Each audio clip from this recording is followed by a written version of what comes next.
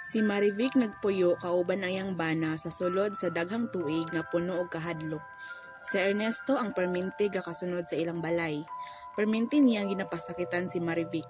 Maong nakakaton siya na maghilom na lang aron makalikay sa away. Walay buntag na malinawon ang panghuna-huna ni Marivic. Kay gamay lang na sayop, masuko dayon si Ernesto.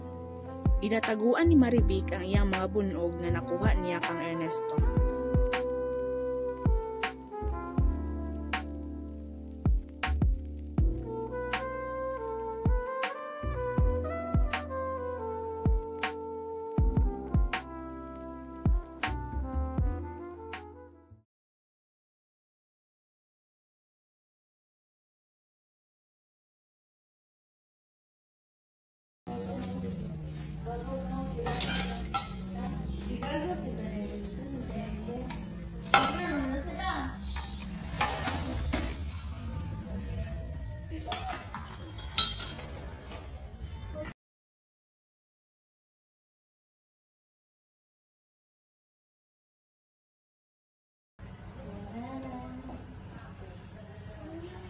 Nagtrabaho ko, maayo na mo, na kumagtan, hugaw kay ang balay.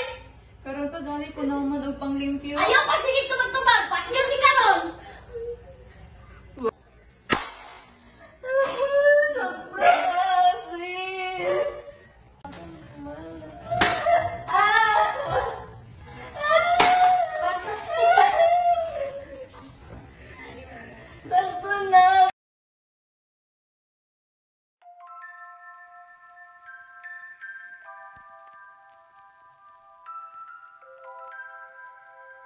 Natulo siya. Apan nakita na ko iyang mga mata nakabuka.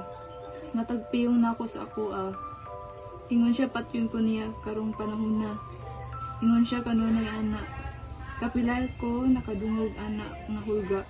Kung dili na ko mahunong sa siklo, kini ang mahunong nako.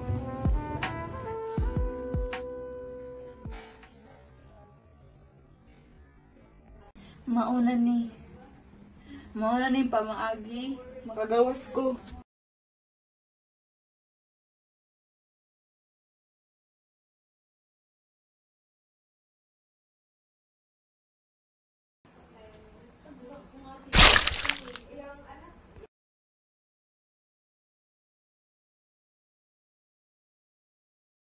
Attorney, giangkon sa imong kliyente ang pagpatay. O giangkon pud niya nga ang agresyon ang nakamatay nga puwersa gipatuman samtang ang namatay natulog. Ang balaod na kinahanglan nga ang supak sa balaod nga agresyon kinahanglan dinalian og hapit na mahitabo para sa self-defense. Sa unsa nga pamaagi nimo marason nga ang self-defense sa kini nga kaso? Judge, kami nagrason mahitungod sa battered woman syndrome. Ang agresyon sa iyang bana dili lang usa ka panghitabo kun dili kadaghan. Isa kini ka psychological pattern para sa ka-battered woman. Ang agresyon kanunay nga presko, naa siya sa kahimtang nga dinalian nga peligro.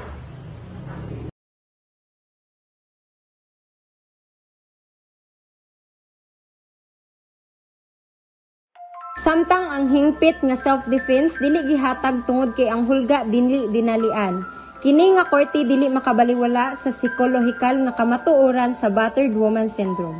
Ang dugay o grabe nga pag-abuso may resulta sa pagkunhod sa katakos nga sama sa sakit ubos sa revised penal code.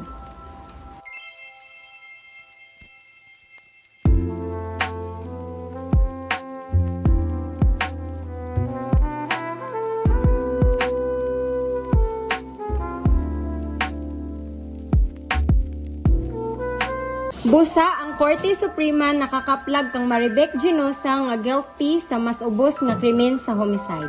Giusab ang silot nga kamatayon ngadto sa reklusyon temporal.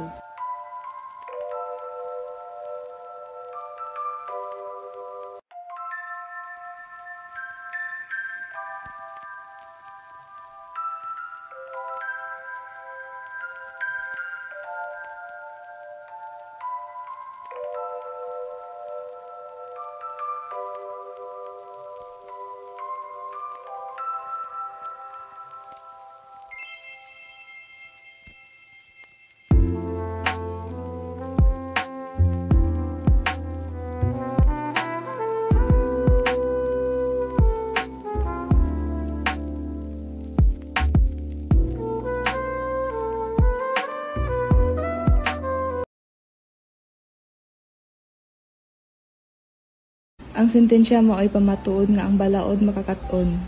Kinahanglan gihapon kong mobayad sa akong gibuhat. Apan ang akong hunahuna dili tibuok. Tinuod ang akong kahadlok.